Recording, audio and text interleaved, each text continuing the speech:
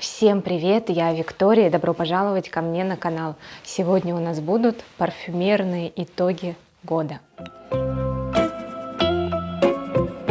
как этот год – это год начала моего парфюмерного блога, то у меня очень много открытий.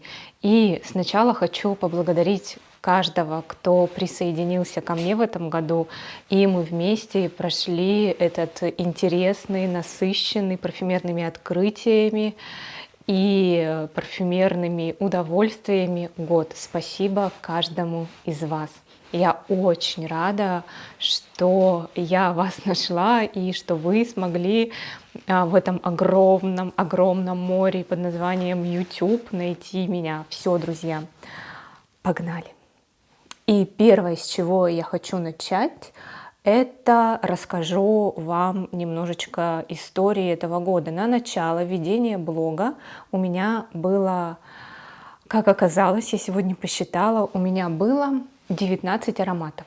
И 14 из них это были нишевые ароматы. И специально принесла сюда именно люкс, показать, что же было у меня из люкса. Это Allure Sensuelle от Chanel, это духи Coco Chanel, и это два аромата от Angel Schlosser, Pirouette и Essential for Men. Вот. Все. И еще вот один был аромат арабского бренда. Я покупала в Эмиратах. Неизвестный вообще бренд. Просто понравился аромат. Шла по торговому центру. Там стоял такой островок. И этот аромат. Все. Купила. Роза с удом. Мне понравилось. Но я была приверженницей ниши. Я изучала нишу, любила и практически в люкс не ходила, если он откуда-то до меня не доносился, вот как Angel Schlosser. И этот год был для меня годом открытия в основном люксовых ароматов. Так как я почти лет 10 не интересовалась, что там в люксе происходит, я очень много упустила, и в этом году я наверстывала. Короче, я наверстала это в этом году. Так, и тогда начну со своих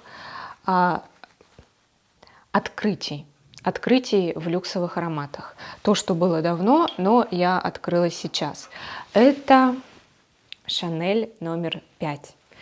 И открытие Chanel номер 5 произошло через Chanel номер 5 версию Le.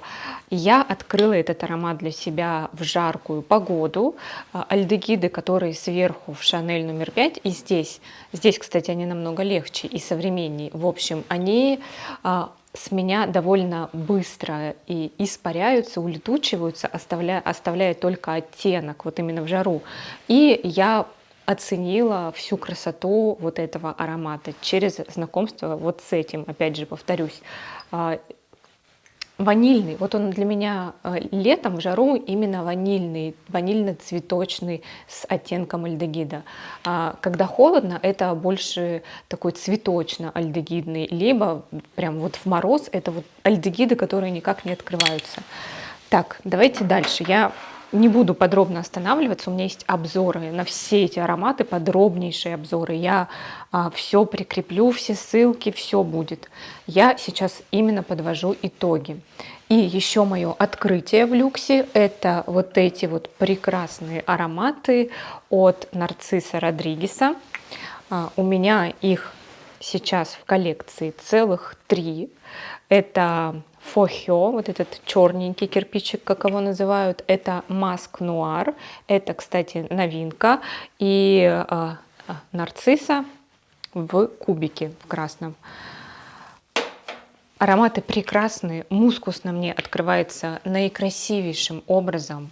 Вот этот кожано-фруктовый, этот для меня цветочный, 100%, цветочно-мускусный, возможно, с легким древесным оттенком, но я бы даже не назвала этот аромат именно древесно, да, цветочный, он цветочно-мускусный.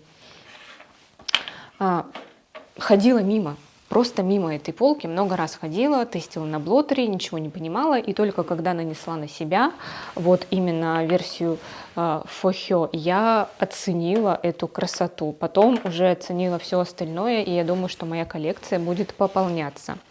Я так думаю. Так, и давайте дальше продолжим. Расскажу вам про мои любимейшие новинки 2021 года. Первое. Я знаю, что это довольно спорная новинка. Кто-то был разочарован. Это Miss Dior парфюм 2021 года. Кто-то был разочарован этим ароматом, кто-то ожидал чего-то другого. Я была в восторге, я и сейчас в восторге. Это моя любимейшая версия после Miss Dior Cherie, той самой, которую все искали, ищут. И будем надеяться, что когда-нибудь что-то похожее все-таки выпустят. Но эта версия мне нравится. Она, да, она такая ландышево свежая в начале, и кажется, что это аромат вообще весенний. Почему сейчас? Но в базе тут есть карамель, тут есть сладость, теплота, и этот аромат все-таки хорошо, очень хорошо садится зимой и осенью. На меня, по крайней мере, хорошо садится, и мне очень нравится вот это сочетание. Здесь роза, пион, здесь много цветов, и мне вот это сочетание цветочно, чуть-чуть свежее, с теплой базой очень нравится. Аромат стойкий, да, он не супер шлейфовый, он там всю комнату не заполнит, он деликатный, но он очень стойкий, целый день будет держаться и никуда не денется до душа. Кто-то рассказывал мне, что даже после душа остается легкий аромат. Отлично держится. И еще моя любимейшая новиночка — это Guerlain L'Instant Magique.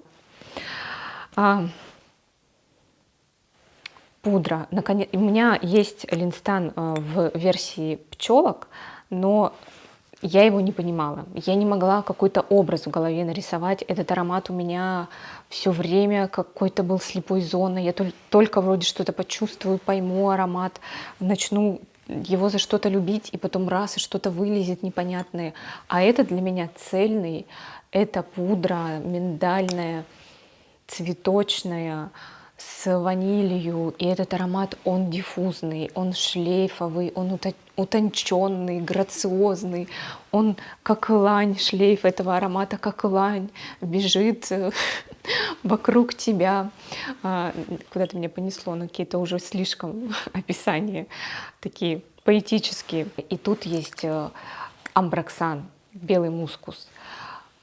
Он, как я потом посмотрела, оказывается, он в базе. Вот, наверное, за счет этого аромат такой, знаете, он не то что опускается вниз, а он как будто все время такой летит, все время такой летящий. Вот, может, за счет этого. Тут именно то, как делают вот структуру аромата сейчас, она немножко другая, сама структура аромата. Он узнаваемый, то есть вы поймете, что это этот аромат. Однозначно, это не то, что переформулирован так, что не узнать. Вы однозначно поймете, что это L'Instant Magique. Но он отличается именно по тому, как он сделан, какая у него структура. Это современная версия, и мне она очень нравится.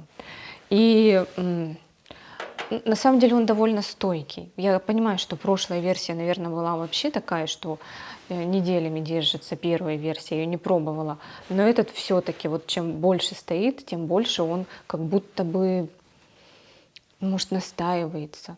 Я не уверена, что все-таки аромат вот такой, как L'Instant Magique, настаивается, но почему-то он становится более стойкий. Посмотрим дальше. Так, друзья, давайте сейчас расскажу мои любимые открытия этого года в нише.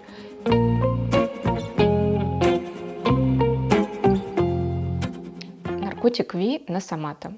Любимейший нишевый аромат этого года. Если бы у меня не было такой коллекции, и я бы все еще могла выбрать парфюмерное я, скорее всего, это был бы этот аромат. Мне нравится это сочетание белых цветов, этой специевости. Тут не заявлен мускус, но мне кажется, что он есть вот на мой вкус, хотя там обозначены только специи в базе.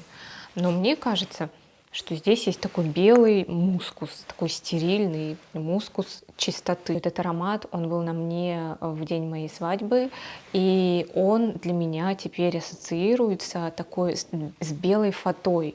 Ну и вообще от него есть вот это вот ощущение белого цвета, белой вуали, белой дымки, которая вокруг тебя находится. Аромат супер стойкий, мега шлейфовый и комплементарный аромат. Люблю. И второй аромат у меня, к сожалению, пока только travel версия. Мне прислала ее Таня из Германии.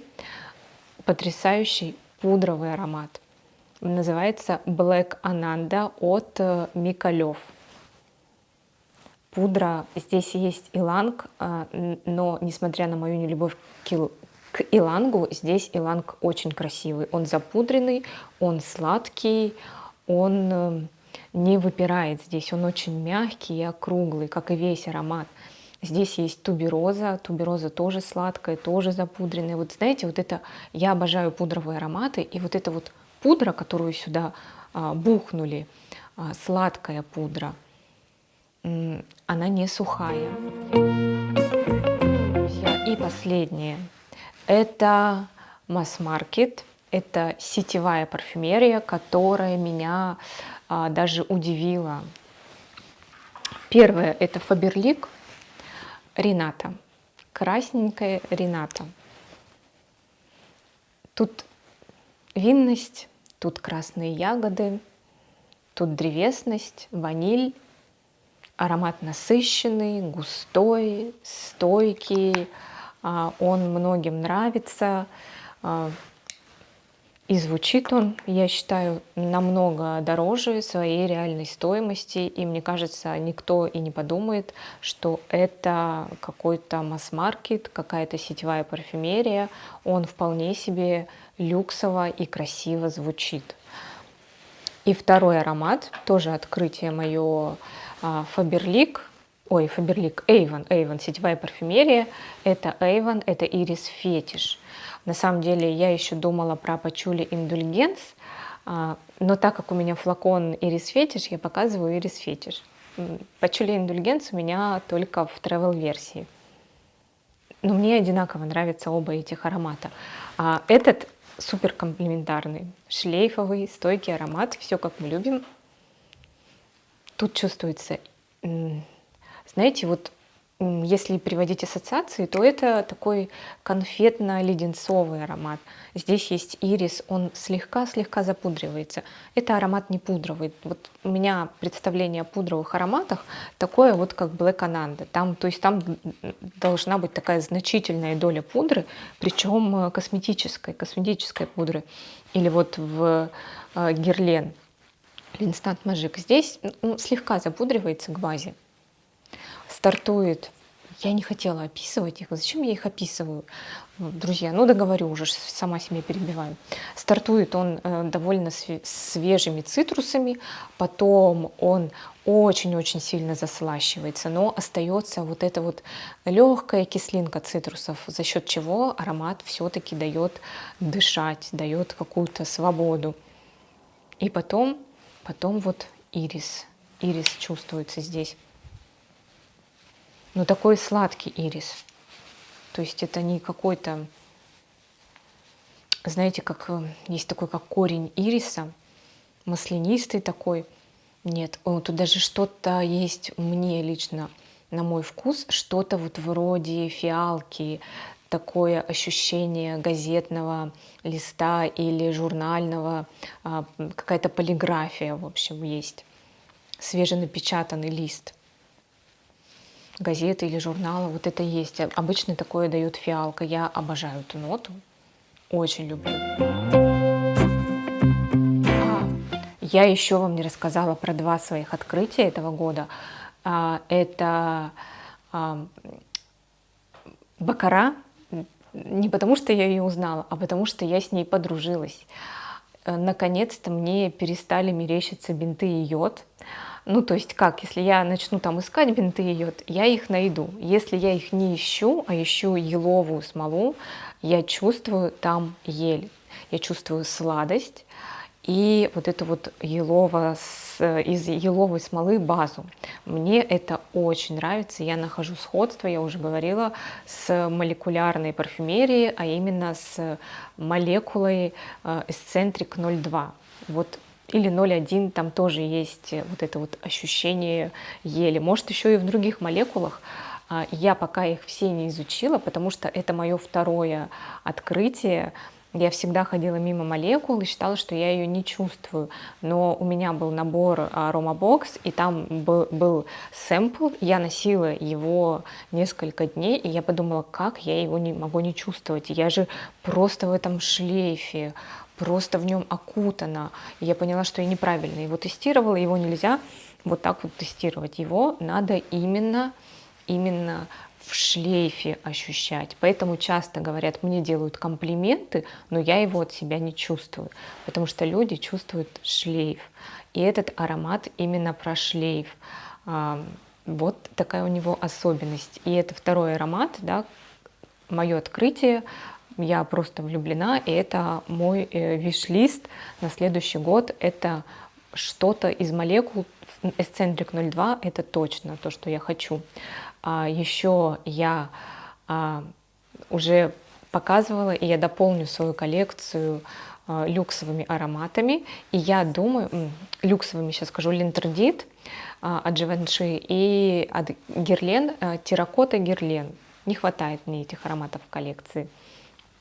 И я хочу в следующем году опять вернуться к своей любимой нише и изучать ее. Больше, наверное, хочу в следующем году приобрести именно нишевых ароматов. Возможно, их будет меньше, потому что они, ну, во-первых, дороже, да, а во-вторых, их будет меньше, потому что у меня есть стоп. Сейчас у меня где-то я сбилась 2 раза. В общем, у меня один раз получилось, что у меня 90 ароматов, а второй раз 88. В общем, не больше 100. И мне нравится эта цифра. Я не хочу, чтобы у меня в коллекции было слишком много ароматов, точнее, в гардеробе моем. Потому что ароматы — то, что я ношу и получаю удовольствие именно когда они со мной живут, а не когда просто у меня стоят на полке. Это моя парфюмерная политика и жизненная. Мы не должны жить для вещей, а вещи все-таки должны служить нам. И у меня вот такое отношение, да, я никому не навязываю, это лично мое, мне так комфортно жить, я так чувствую себя хорошо, потому что когда у меня вот даже сейчас стоят ароматы, мне это не нравится, я хочу их носить, я хочу, чтобы они со мной жили, у нас была история, я вот про ароматы, которые у меня были, вот эти 14 нишевых ароматов, и вот эти вот, ну, в общем, 19 моих ароматов, я могу рассказать историю про каждый аромат, что я с ним пережила, как они мне помогли, поддержали, как у нас вообще все складывалось, потому что ароматы для меня — это очень важная часть жизни. А так, когда они стоят, я могу рассказать, как он у меня прекрасно стоял. Вот, друзья, все. Вот такие вот мои итоги года. Такие у меня пожелания на следующий год. Я желаю вам много-много открытий в следующем году, парфюмерных, приятных, много самых-самых лучших, не разочаровывающих нас новинок. И не парфюмерные желания. Друзья, желаю вам любви в следующем году, желаю вам приятных эмоций, приятных сюрпризов, желаю вам, чтобы все было хорошо с вами, с вашими близкими, желаю вам здоровья. Все, спасибо, что досмотрели это видео до конца, спасибо, что вы со мной. Ставьте палец вверх, подписывайтесь на канал, нажимайте колокольчик. Всех целую, всем пока.